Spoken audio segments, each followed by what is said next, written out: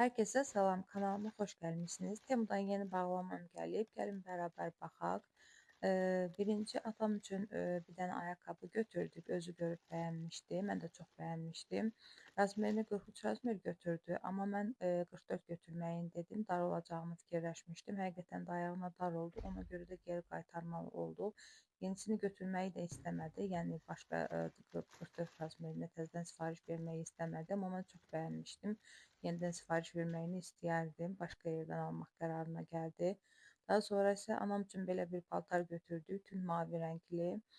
Şəkildə göründüyü kimidir. Çox qəşəngdir. Əyninə də tam razmeri də yaxşı oldu. İç göstərən də biraz altından bir şey geyinmək lazımdır.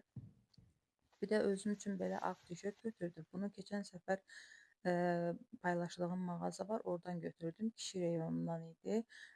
Amma qiyməti endirimdə olduğu üçün həm də ki ümumiyyətlə belə ağ tişörtləri mən çox bəyənirəm. Həmişə qarderobumda ən azı 2-3 dənə olur. Qiyməti də 21.50-dən 5 manata düşmüşdü.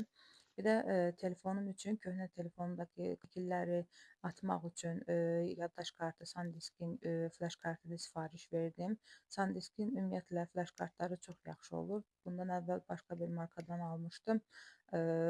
Yəni şəkilləri köçürmədi, dondurdu filan telefonu. Amma bu çox yaxşı işləyir. Bir də özüm üçün belə 4 dənəli proşka götürdüm. Daha əvvəl bunun daha kiçiklərini götürürdüm. Saçlarım indi çox qalınlaşıb, həm də uzanıblar. Ona görə də onlar tez-tez sınırlar. Ona görə də biraz böyüklərini götürdüm. 4 rəngdən ibarətdilər. Bir də flash kartı iPhone-a, yəni iPhone-dakı şəkilləri də köçürə bilmək üçün belə bir prehoditelь götürdüm.